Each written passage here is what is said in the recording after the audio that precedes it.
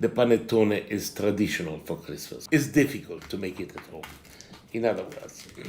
And this is the symbol of Milano in a certain sense, because it was created there. A bit of double cream, and I beat it to let it become slightly stiffer. Cut it into chunks. I cut it with this here. I decided to have it a little bit more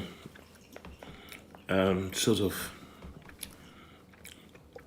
lovely and moist, to add a bit of bean santo to make it a little bit sort of soggy and nice.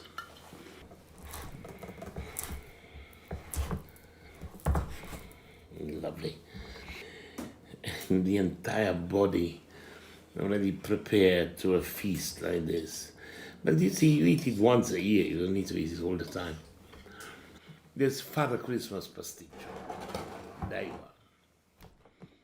One of the very few things that unify Italy, and it's not the government, it's not the law, for Christmas is the panettone, because in every corner of Italy, the panettone is traditional for Christmas. And either you buy one or you have been given one. I remember my father was a station master for various favors that he was giving to people. We had tons of panettone. I remember that we were eating it dipped in the coffee and in the milk in the morning for breakfast for the entire January. And it is a fantastic dessert or dish. And this is the famous panettone from Italy.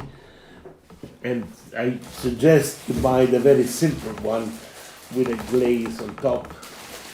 There's the panettone. And remember that if you eat it in slices, you always close it back, because otherwise it becomes a little bit dry. Now we have the smell already. But we did use quite a lot of it, and so we cut it. I am impatient in certain things, and I decided today to do a dish that I haven't done before, just to have a variation of it, because on top of that you could eat it in slices, toasted with a bit of butter on top. It is a delightful thing. It takes quite some time to make it, if you want to make it at home, because you have to have double the raising, and then it's cooked. So it's difficult to make it at home, in other words. And this is the symbol of Milano in a certain sense, because it was created there. The Milanese, they love it. Let's see. Yes. I will destroy a little bit for this recipe, but it will be a very good one. 18 bits and pieces. On the side, you prepare, first of all, a bit of double cream, and I beat it to let it become slightly stiffer. Also sitting down as possible, so to say. Yeah, it's starting already, so it doesn't need very long. A little bit more, otherwise it becomes butter. Yeah, that's fine. Now, you know pavlova or something like this, and what I want to do is this. Cut it into chunks. I cut it with this here.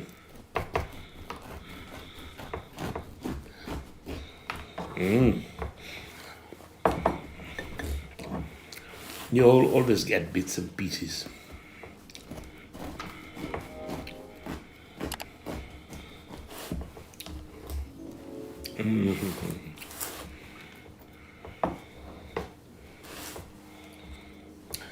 So you have to cut it down here because it's on a piece of paper for baking it and turn it.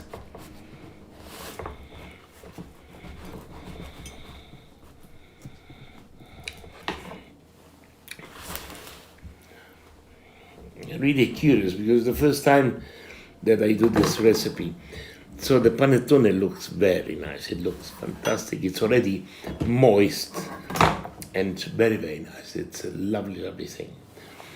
I want to see what happened now. Doing sort of chunks.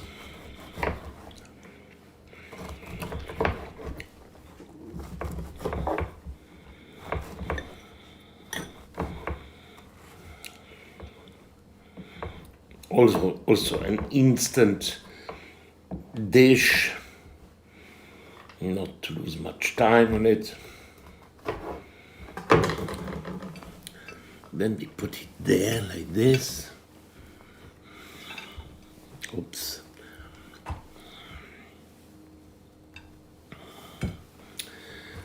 This is good as well, all the glaze on top.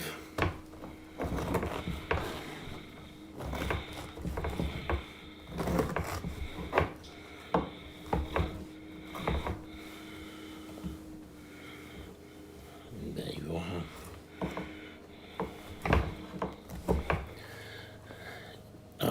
As a child, I used to help doing all sorts of things. So without panettone, you can already do something very nice. Now, I decided to have it a little bit more sort of lovely and moist, to add a bit of bean santo, to make it a little bit sort of soggy and nice. Not too much. Then I will cut bits and pieces of this. This is the cedro. If you have been on the Amalfi Coast, you have seen big, huge lemons, which are not really lemon, it's cedro. They have a very thick skin and very sort of small center, and the skin is candied like this in sugar that we use in Italy for sweet and all of this, especially cassata in Sicily, and you can cut it in slices. I do it for a certain reason, which now I will show you, because there are already a lot of candied and seeds of pine kernel eventually, and the sultanas, and this is the cedro, and has a sort of tasty of lemony taste, and also some peel of orange. Very useful, and you can keep it for some times in the kitchen, and you can use it for various things.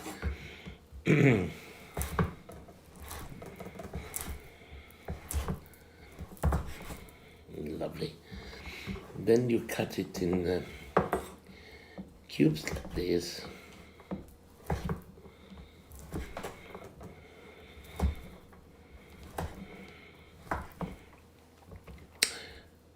First time that I do this recipe, I go along and see what happened.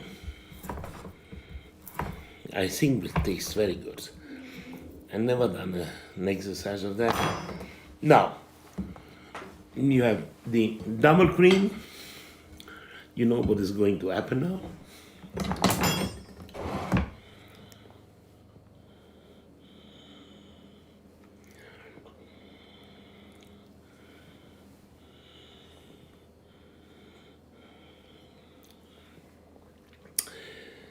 I see the liver already enjoying the entire body, already prepared to a feast like this. But you see, you eat it once a year, you don't need to eat it all the time. So in the double cream I didn't put any sugar because the rest is already sweet enough. you are. And now let rain a little bit of the stuff here, the jewel. Oh, that's fantastic. If this is not Christmas, I don't know what it is.